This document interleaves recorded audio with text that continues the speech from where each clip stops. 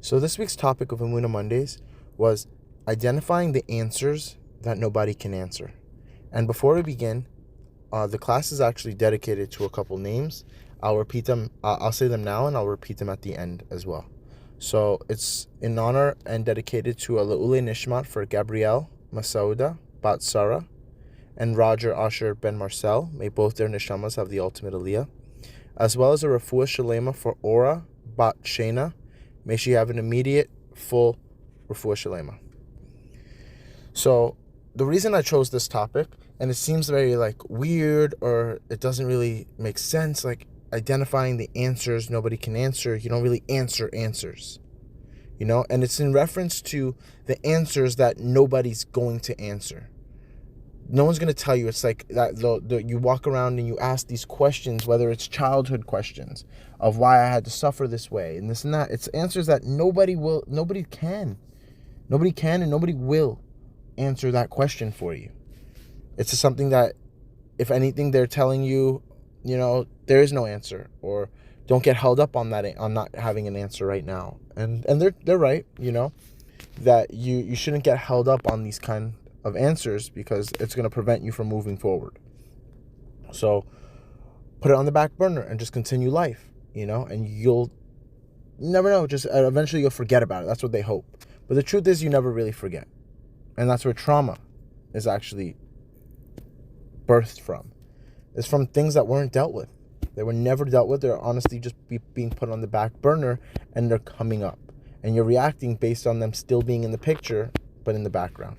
So this week, I'm just going to be sharing a personal situation that happened, and hopefully it can help and widen people's eyes to just be able to see it firsthand and hear it firsthand, because it just recently happened to me.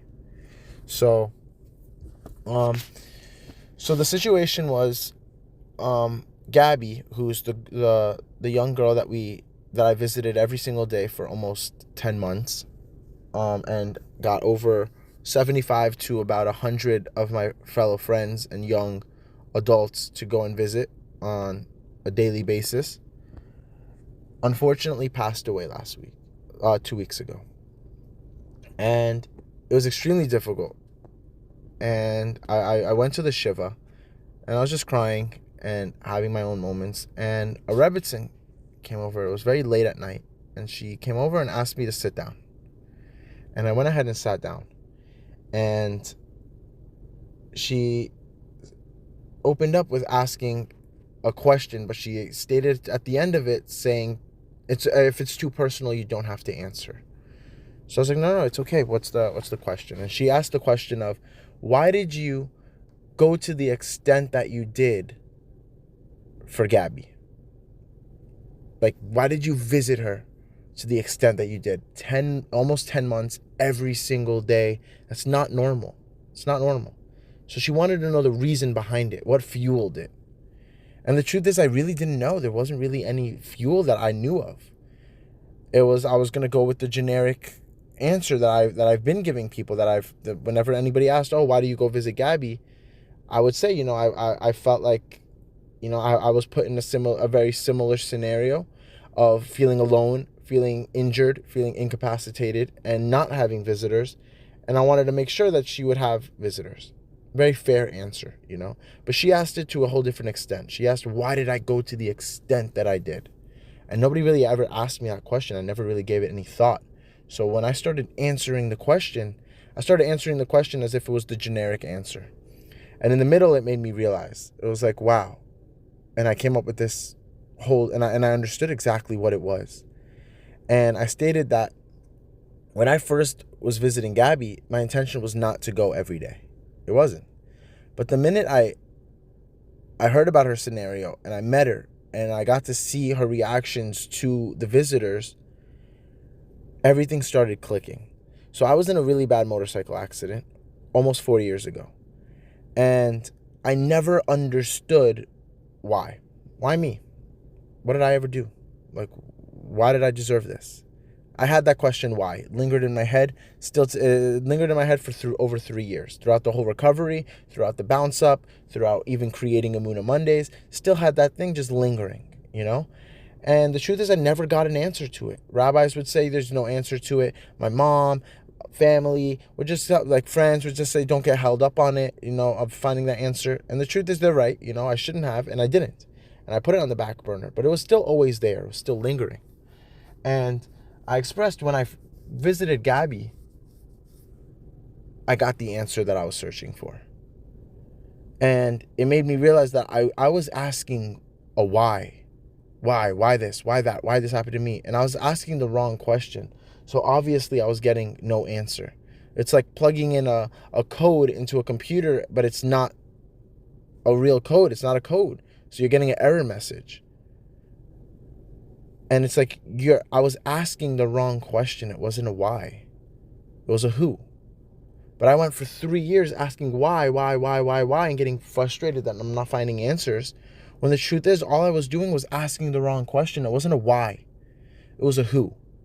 And what do I mean by that? It was that I went through what I went through to the extent that I went through it because Hashem knew I can handle it. Despite the fact whether I believe that or not in the moment is not the point. The fact is I was able to handle it because I did. I'm still here. And it makes me really, really look at it from the aspect of Hashem really does have everything planned out. Everything is handled. Hashem has it all handled. Because I went through what I went through to be there for Gabby. If I didn't go through what I went through to the extent that I went through, I probably wouldn't have visited every single day for almost 10 months. I wouldn't, because it's not a normal thing. The average person, doesn't matter how much you care for the person. That's not a normal thing. And the truth is, what I experienced wasn't normal. The average person doesn't experience what I experienced. So it made me realize I was asking this why me, when the truth is it was who. Hashem was preparing me to be there and be that help and assistance that Gabby would need at the time when it came. And I was blessed to be able to be that person for her. And throughout the whole Shiva, a lot of people were mentioning and walking over to me like, wow, that was so amazing what you did. It was amazing. And this isn't me being like putting myself down at all. I understand exactly what I did, and it was amazing what I did. But I just wanted to give it a more broader picture that it wasn't one-sided. It wasn't what I did for her. She did a lot for me. What she did for me was answer a question that I had no ability and no capability of answering.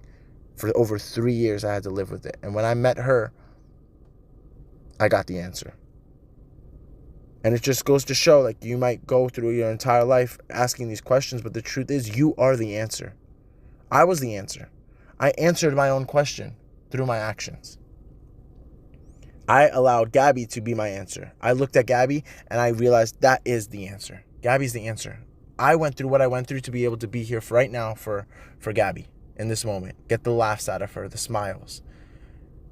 And that's something that nobody can ever take away from me, And at the same time, that's something that Gabby will live with me for the rest of my life, because that was an answer and allowed me to finally accept what happened to the extent that I did. And not just accept it, but actually I'm glad that it did, because I was glad to be able to meet Gabby and create all those memories that was made.